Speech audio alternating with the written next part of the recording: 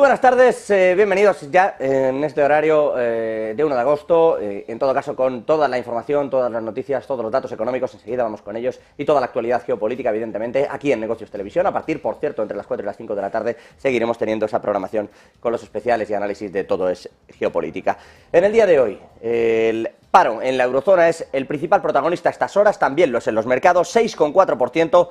Ha caído levemente, es decir, marca mínimo histórico en ese 6,4, pero cae desde el 6,5% que se esperaba. El dato es bastante positivo, sobre todo teniendo en cuenta, digo, en el entorno macroeconómico, teniendo en cuenta que el Banco Central Europeo en realidad sigue subiendo los tipos de interés y que eso debiera enfriar la economía. Ocurre entonces algo similar a lo que está pasando también en Estados Unidos, donde la Reserva Federal sube los tipos de interés y, sin embargo, el paro, el estructural, por llamarlo de alguna manera, está en un mínimo histórico, si es que hay paro, porque la verdad es que en Estados Unidos esa tasa de desempleo se acerca bastante a lo que se conoce como pleno empleo, sería ese paro estructural. Insisto, tasa de paro en Europa, 6,4%. En todo caso, no toda la eurozona ha corrido la misma suerte. Mirando los datos y mirando, por ejemplo, a Alemania, lo que hemos visto es que es verdad que ha reducido el empleo. 4.000 personas más han encontrado trabajo también en el mes de julio en la locomotora germana, a pesar de que el PMI manufacturero sigue estancado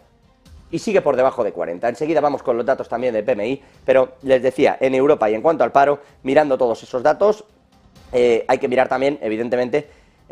a un PMI, empezando por Europa, donde la eurozona ha quedado en el 42,7. Es exactamente donde estaba la previsión, donde estaba la expectativa, pero es también el dato previo. Es decir, el sector manufacturero en Europa sigue congelado.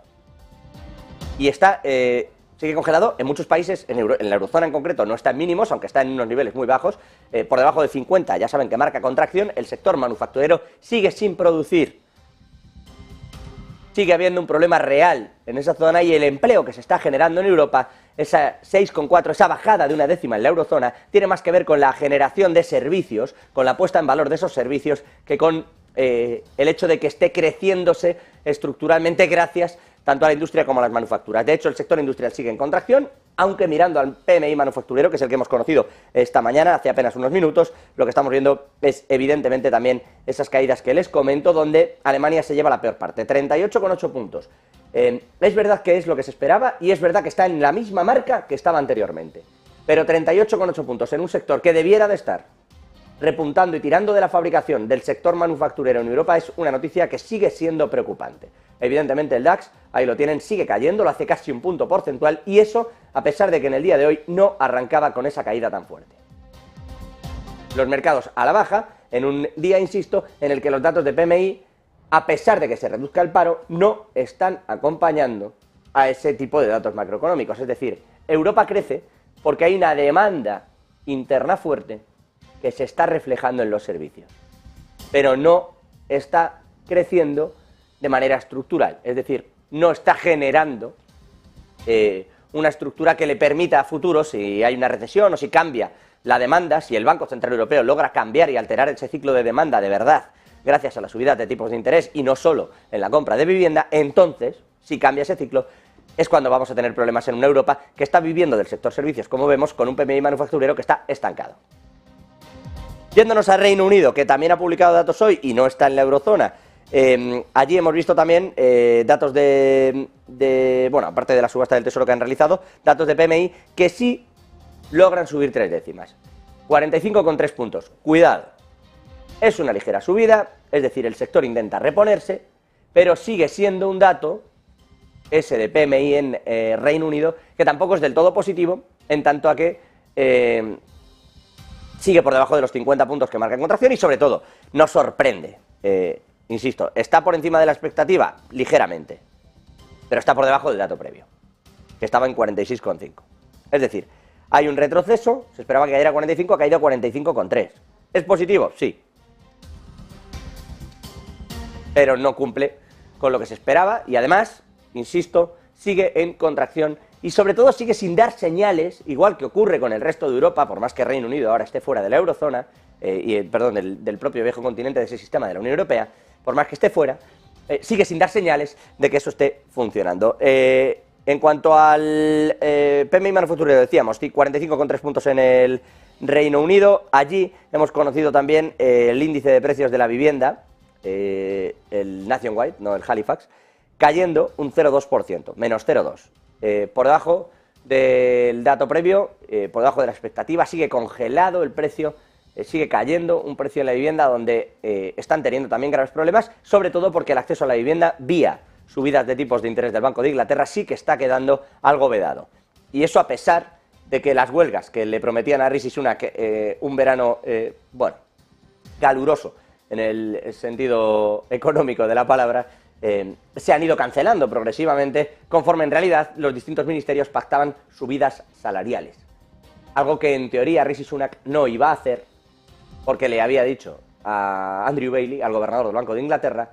el premier británico, le había dicho al Banco de Inglaterra que iba a cumplir tratando de que sus medidas, de que sus subidas de tipos de interés no impactaran o no fueran impactadas por la política fiscal. Algo que finalmente, bueno, pues parece que va a ocurrir. En todo caso, resiste mejor el FTSE 100 londinense, caída de medio punto porcentual, 7.658 puntos, resiste mejor, decía, que el resto de Europa. Todo esto en una jornada marcada en el plano económico por estos datos de paro, por estos datos de PMI, y en el plano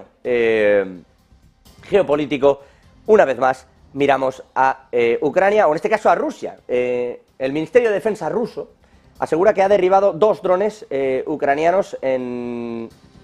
Moscú, que lo ha hecho esta mañana, que ha bloqueado electrónicamente incluso un tercero que se ha estrellado contra una torre de oficinas en el distrito comercial de Moscú, que también fue atacado hace 2 días. Ucrania no ha hecho comentarios al respecto, es el tercer ataque en todo caso con aviones no tripulados que se produce en la capital rusa en poco más de una semana, tras los que dañaron esa torre del distrito comercial que les comentábamos, pero el domingo, y también el derribo de 2 aviones no tripulados que se estrellaron el pasado 24 de julio contra sendos edificios. Las autoridades de Rusia han cerrado el aeropuerto de Vnukovo, en el sureste de Moscú, es la tercera vez que lo hacen, también evidentemente para controlar el espacio aéreo y para ser ellos quienes con esas paradas electrónicas puedan derribar cualquier objeto que esté volando en esa zona. Ya han reanudado las operaciones regulares y Vladimir Putin ha ordenado a los funcionarios que refuercen la defensa aérea alrededor de Moscú. Ya lo hizo desde el mes de mayo, ha vuelto a insistir en esta alerta porque ya han derribado en total más de 12 drones en zonas aledañas a la capital. En lo que toca a Ucrania en sí mismo, bueno, pues siguen los combates en este día 1 de agosto y siguen evidentemente ahora a la espera de lo que pueda ocurrir también en el puente de Kerch, en el famoso puente de Crimea, donde en la tarde-noche de ayer ya saben que Rusia levantó una barrera flotante para intentar evitar precisamente que drones acuáticos, drones marinos, tripulados evidentemente por Rusia, impactaran contra la presa o contra el puente una vez más, dificultando las labores que lleva a cabo Rusia en Crimea. También Rusia sigue bombardeando por su parte los puertos de grano, dice Ucrania, que dice desde Kiev, Volodymyr Zelensky y su gabinete, que han destruido ya los ataques rusos más de 180.000 toneladas de grano, y se está planteando, en el día de hoy incluso podríamos ver alguna iniciativa en este sentido, tratar de sacar el grano escoltando al barco que lleva esa carga con barcos militares, con cruceros militares. En todo esto en lo geopolítico, en clave local, pero mirando a Alemania, ya saben que se prohibieron las calderas para intentar reducir las emisiones. Bueno, pues Alemania va a tener ciertas consecuencias no deseadas para su industria. De hecho, las empresas de ingeniería estadounidenses y europeas ya han advertido de que el proyecto de ley alemán para sustituir esas calderas de gas por bombas de calor tiene disposiciones que estarían violando las leyes